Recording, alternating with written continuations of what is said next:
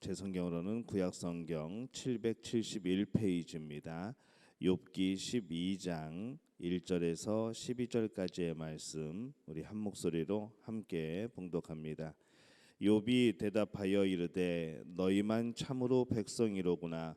너희가 죽으면 지혜도 죽겠구나. 나도 너희같이 생각이 있어 너희만 못하지 아니하니 그 같은 일을 누가 알지 못하겠느냐. 하나님께 불러 아뢰어 들으심을 입은 내가 이웃에게 웃음거리가 되었으니 의롭고 온전한 자가 조롱거리가 되었구나.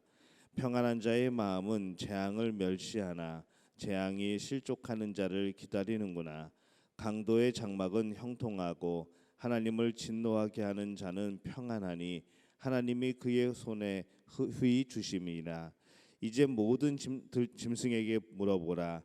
그것들이 내게 가르치리라. 공중의 새에게 물어보라. 그것들이 또한 내게 말하리라. 땅에게 말하라. 내게 가르치리라. 바다의 고기도 내게 설명하리라. 이것들 중에 어느 것이 여호와의 손이 이를 행하신 줄을 알지 못하랴. 모든 생물의 생명과 모든 사람의 육신의 목숨이 다 그의 손에 있느니라. 입이 음식의 맛을 구별함 같이 귀가 말을 분간하지 아니하겠느냐. 늙은 자에게는 지혜가 있고 장수하는 자에게는 명철이 있느니라. 아멘. 할렐루야. 하나님의 은혜가 오늘 새벽에 하루의 첫 시간을 주 앞에 드리는 우리 믿음의 가족들에게 함께 하시기를 예수님의 이름으로 축원합니다. 욥은 친구들이 어리석은 말로 위로를 하게 될 때에 너희만 참 백성이구나. 너희만 참 지혜로운 사람들이구나. 너희가 죽으면은 지혜도 죽겠구나 하면서 그 친구들에 대해서 살짝 비아냥하는 그런 말투로 그렇게 대답을 합니다. 이 말씀을 보면서 그렇게 생각이 듭니다. 그만큼 욥이 그 친구들의 말에 상처를 받았다는 것이죠. 만약에 남 모르는 통증으로 인해서 그런 고통으로 인해서 아파하고 있는데 그들에게 그 아픈 것을 참아보라고 말할 수 있겠습니까? 참는 자에게 복이 있다고 그렇게 말할 수 있겠습니까? 그들의 처참한 고통을 직접 느끼지 않고서는 우리가 그것을 온전히 알 방법은 없습니다. 혹 과거에 내가 그런 경험을 했다고 할지라도 지금 그 고통을 당하고 있지 않으면 또 모르는 것이죠. 그래서 이 고통은 현재 그 고통을 당하고 있는 사람만이 아는 겁니다. 그렇기 때문에 이 고통당하는 사람을 위로하는 말이 때로는 더 상처가 될 때도 있는 것이죠. 때로는 고통당하는 사람 옆에서 함께 침묵하고 함께 울어주는 것이, 함께 있어주는 것이 가장 큰 위로가 될 때도 있는 겁니다. 5절에서 6절의 말씀에 보면은 평안한 자의 마음은 재앙을 멸시하나 재앙이 실족하는 자를 기다리는구나. 강도의 장막은 형통하고 하나님을 진노하게 하는 자는 평안하니 하나님이 그의 손에 후히 주심이니라. 이렇게 말을 합니다.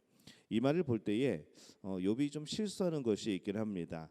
욥은 의로운 자가 고난 중에 있고 또 이 악한 사람이 평안한 것을 보고 세상이 불합리하다고 생각을 하는 것이죠. 어쩌면 하나님의 손에서 벗어나 있는다라고 표현할 수도 있는 겁니다. 욥은 그렇게 생각을 했던 것이죠. 그래서 이 세상을 다스리시는 하나님을 못내 이해하지 못하는 것이고 그것을 서운하다고 표현을 하고 있는 겁니다. 근데 욥의 말대로 이 고난을 받는 사람은 진짜 불행하고 형통 중에 있는 사람은 진짜 행복한 사람들입니까? 그렇지 않죠. 우리 주위에서 이 불행 중에 있는 많은 형통한 사람을 봅니다. 하고 싶은 것 하면서 행복하게 사는 것처럼 보이는 사람들 중에도 결국에는 그것이 행복의 길이 아니라 파멸의 길인 것을 보게 되는 것이죠. 먹고 마시며 떠들기에 행복한 것 같지만 정말로 자신이 행복하다고 하는 그런 일들을 하지만은 결국 그것이 죄이고 결국 그것이 인생을 파멸시키는 결과를 가져오는 그런 일들이 많은 겁니다. 우리가 이 세상에서 행복이라고 느끼는 것들 중에 그러한 것들이 많다는 것이죠. 그리고 진정한 행복을 결국에는 누리지 못하게 됩니다. 불행 그 자체가 되는 것이죠. 또한 정직하게 살고 있는 가난한 사람들이 과연 불행한가라고 하게 될 때에 또 그것도 아니죠. 어쩌면 그들은 참 행복한 사람일 수도 있습니다. 이 화합이라는 그런 미명하에 신사참배를 강요하고 그것에 대해 거부하고 또 군부를 지원하는 것을 거부하고 또 정경유착의 고리를 끊음으로 인해서 오히려 가난해지고 고통받았던 이들이 있습니다. 정말 그들은 힘들었지만은 정말 그들이 고통만 당하였는가라고 생각해 보게 될 때에 정말 하나님 안에서 평안을 누리고 복받은 사람들이 그 사람들이 아닌가라는 생각을 해보는 것이죠. 욥은 자신의 고난이 너무 컸기 때문에 이러한 생각까지 못하고 있습니다. 욥이 실수하고 있는 것은 분명하죠. 우리는 혹시 이 세상은 나를 불쌍하게 보아도 이 나는 행복한 사람이라고 자신을 이렇게 말할 수 있는 그런 분들이 되시기를 바랍니다. 이 행복이 기준이 이 세상의 기준이 아니고 하나님 보시기에 행복한 것이 기준입니다. 그렇게 산다고 한다면은 그렇게 생각하고 산다고 한다면은 우리는 여전히 하나님 안에서 행복한 사람들이고 행복을 누려가는 그런 사람들인 줄로 믿습니다. 이 세상에 참 별의별 일들이 많이 있죠.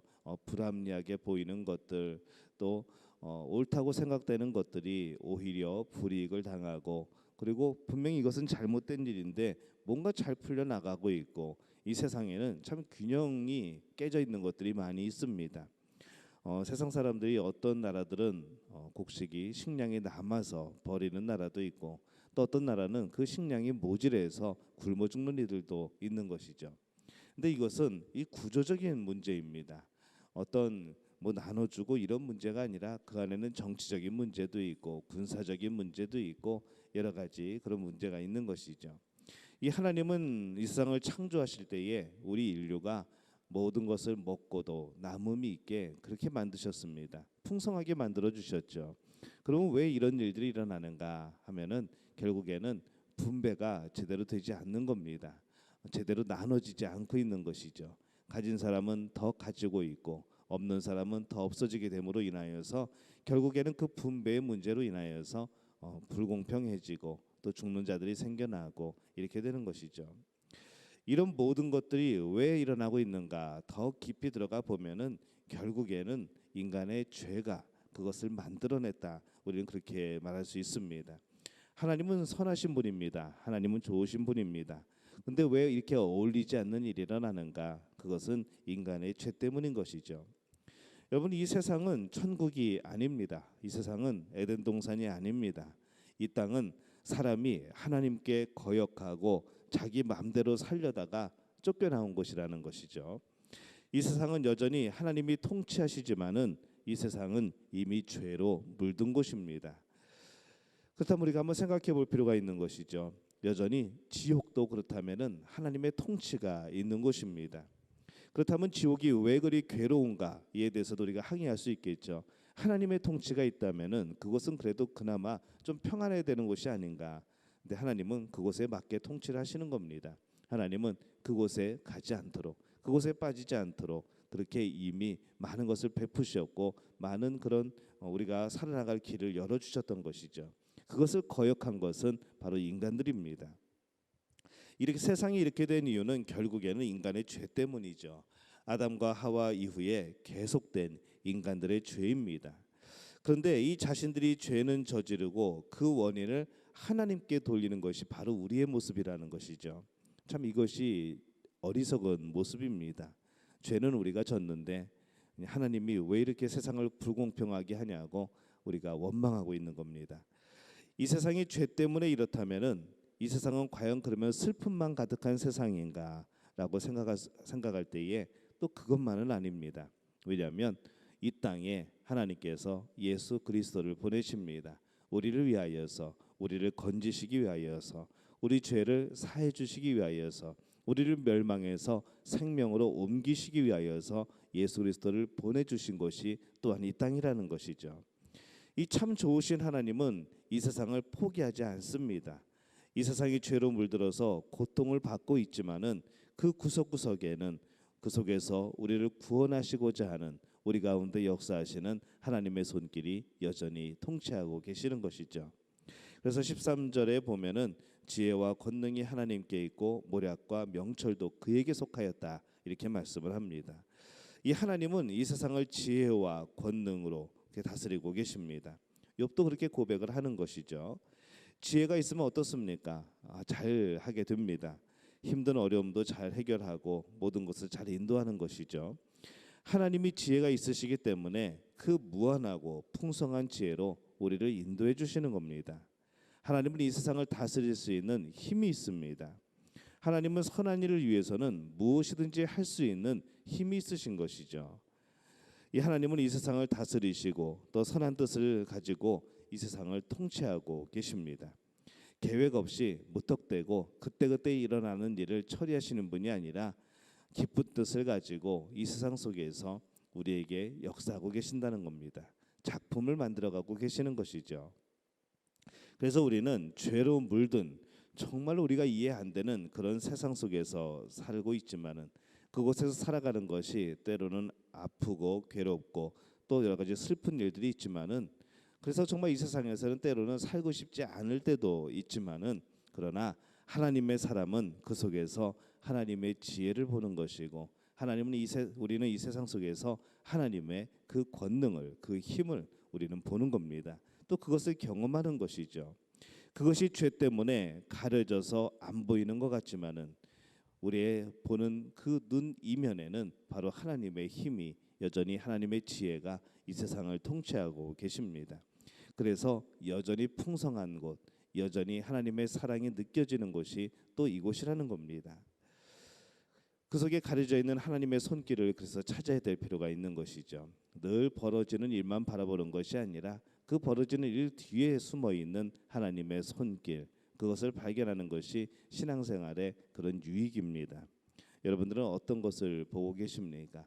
늘 눈앞에 펼쳐지는 그런 불합리한 것들, 늘 눈앞에 펼쳐지는 그런 말도 안 되는 이야기들, 또 늘 눈앞에 펼쳐지는 우리가 경험하고 있는 여러 가지 고난과 어려움들, 그것만을 바라보는 것이 아니라 여전히 그 뒤에는 우리를 위하여 일하고 계시고 또 우리를 향하여서 선한 계획을 이루어가고 계시는 하나님의 손길이 있음을 기억하시기를 바랍니다. 오늘 우리는 그 안에서 살아가는 겁니다. 그것을 볼 때에 기쁨이 있겠죠. 그것을 볼 때 또 감사함이 넘치게 될 겁니다. 우리가 그것을 보지 못하면 우리는 여전히 하나님을 원망할 수밖에 없습니다.